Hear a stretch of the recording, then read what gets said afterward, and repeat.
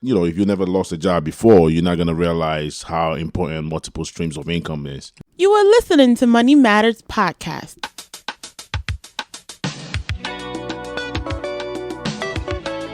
Step into a world full of worth and financial intelligence.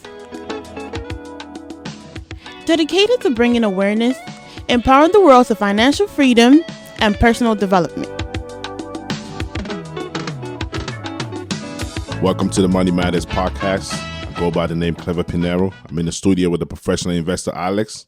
And today we're going to be talking about multiple streams of income. What's going on, Alex? Hey, nothing much, man. It's just good to be back, man. It's always a pleasure to be behind these microphones to share ideas and knowledge with our people, man. Yeah, man. Today we're going to be talking about focusing on the increase in your income and not focusing so much on your savings. We want to make sure that you find different avenues to make more money and not just focus on just saving your money, Yeah, because we've been talking much about how it has always been not how much you make, but what you put to the side. But today, I think we're switching the gears a bit, focusing on trying to have multiple streams of income and, get them in and then try to figure out a way to grow them from there. According to the Forbes magazine, the average millionaire has at least 7 streams of income. Get out of here. Yes, man. The average millionaire. 7 different streams of income. Seven streams of income. Not 2, not 3, 7. 7. Wow. So what are we doing? Yeah, we got to find different avenues to make money. You can't just rely on your job. Everybody rely on the job. You cannot rely on just your job because your job is only going to make you a living. It doesn't matter how much you're making. Your job is only going to give you a living. It's going to help you live a normal, mediocre life. But the focus should be on finding different avenues to create multiple streams of income. And all this while we've been dependent on just one job and just one source, and all this while trying to make it to where they're at and look at what they're doing. If you never lost a job before, you're not going to realize how important multiple streams of income is. Definitely. Because if you lost a job before, then you'll have other sources. But if that's your only sole source and you lose it, it's like having a diversified portfolio, Yes. This one lose, this one gain. You lose one job, the other job sustains, the other business go down, the other one sustains the other one. So if everything goes right, then you're making more money. So you want to make sure that you're always looking for ways to make money. You're searching for avenues. There's multiple avenues out there to make money. You just got to realize it and then make use of it. My regular 8-hour job is already more than enough for me to have extra time to do things. So how am I going to have time to, because I'm thinking about maybe starting finding another job, a second job, third job, something like that. How many? It's only 24 hours in the day, It's only true. 24 hours. How many jobs are you going to have? The most you could probably do is maybe 2 or 3. 3 would be like pushing it. 3 would definitely be pushing it because just unless you go in for a full-time job, then 2 part-times or something like that. Because if you do 2 full-times, you're already looking at 8 hours and not 24 hours. Not talking about commuting time, getting ready, having something to eat, all these other times before you set out.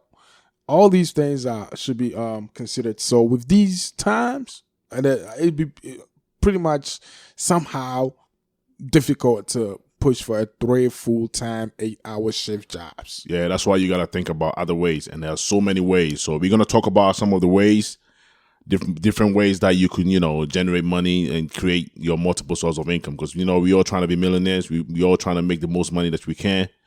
So, we're going to learn, we're trying to make money. So we're going to learn how to make money from the people that are making money, which are the millionaires and the billionaires and all these people that are, putting the information out there. So we're going to go over it real quick and then, try to explain it so people can learn and try to take notes and try to do the same thing. So the first example of multiple stream of income is earned income. Earned income, all right. And earned income, you all know, that's your average, your regular job that everybody has their job, that we work every day, your 9 to 5 or whatever profession that you have that you do every day. Your job, you're basically whatever you do for a living, that's your earned income. All right. So that's like going to school, going to college to graduate, having a job or having a trade or whatever that you can do that could gain you some kind of money. Whatever you train for, whatever you do for a living, that's what we call what we do for a living. Like you said, 9 to 5, and that's the only source of income that most people know of. Because basically, whatever you trade your time for, like trading your time for money, basically. So whatever business or whatever job that you're trading your time for money, that's your earned income. So that is the primary source of income that everybody has.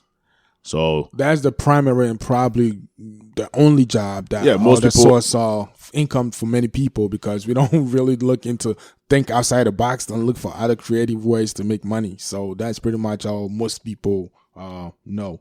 Yep. So the second one would be business income.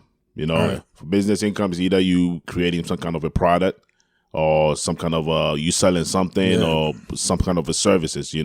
And find a way to set up some type of business either from home or find a place and start making extra income from your other side gig, what they call it. And the next one is interest income. It's either you lending money to people to get the interest off it, like peer-to-peer lending or real estate crowdfunding. Okay. That too, you could gain interest from that. What is real estate crowdfunding? What would that entail? That is when a bunch of people come together to put money together to purchase a property and, leave off the interest that comes off the money that everybody spent. So you could be making like maybe 10% of your money every month or every 2 months, or, you make some money off it. You're not the only person taking the risk. Everybody come together and you guys put money together and make the purchase. And everybody benefit off the interest that comes from renting and stuff like that. I think this is the type of conversation that people should start having, because you putting money with other people to buy a house or something to rent out, you're not assuming all the risk involved. And also you'll be, not breaking your bank account to come out with that down payment or closing and stuff like that to acquire that property. But here is the case where you have extra residual income coming to you every month as interest from whatever your input is. So that's a great way too. Yep, and savings.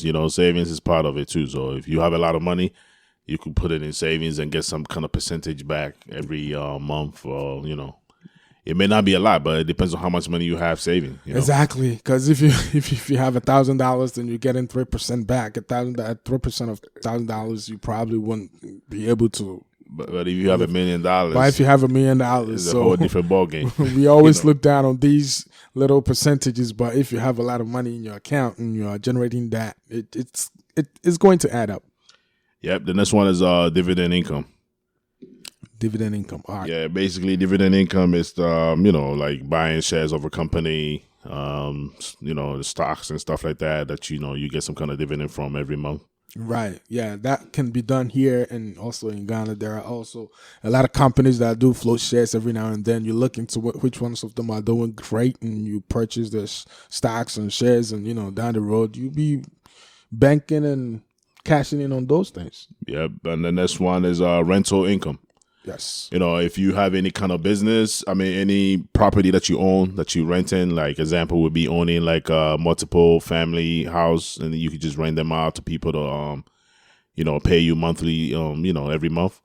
Or if you own anything from tools to cars to any kind of machines that you could be renting to people, like, You have space. If you have extra space in your apartment or whatnot, you can rent all these places out there. There are websites and stuff called MySpace and all these other things that you have a space, you describe and post that on that website, and people will contact you if they need to use that space.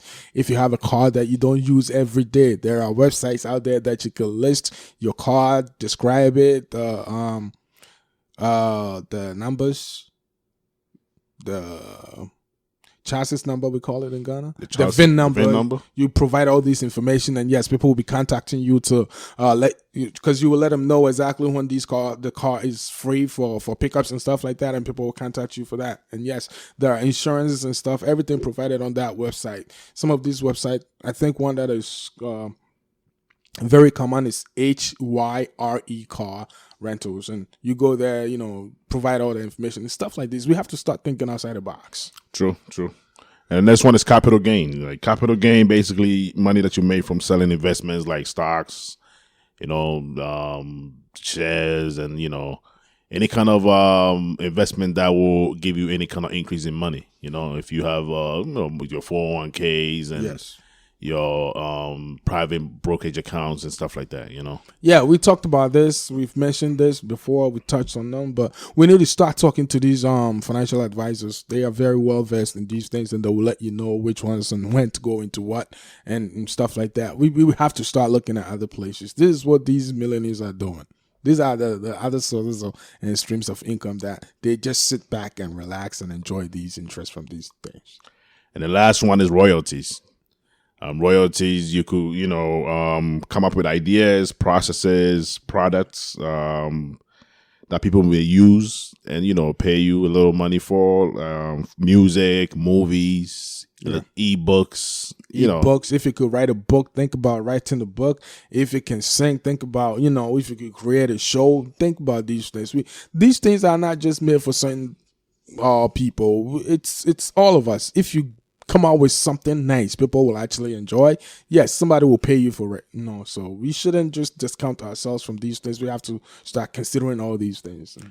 Yep. So let's not just focus on the money that we earn from our jobs, but focus on different ways to create multiple sources of income. That's our only way we could be millionaires and billionaires. You want to focus on that, creating that multiple source of income, multiple streams of income that, you can rely on, and you'll be, financially free. And that's what we're all trying to achieve. Exactly. And we should grow together. And yes, and it boils down to the management of time too, because you're thinking, where am I going to find time to do all these things? If you put your mind to it and you sit and plan accordingly, trust you would have the time to do it. Where that interest and passion is, there's always a way. Yeah. So thank you guys very much for listening. This is the Money Matters podcast. Subscribe, like, share, comment. Yup. Good talking to you again, and talk to you soon. That's all for today. Until we meet again next time, never stop learning. Thank you for listening. Subscribe to our channel. Email us at themoneymatterspodcast@gmail.com.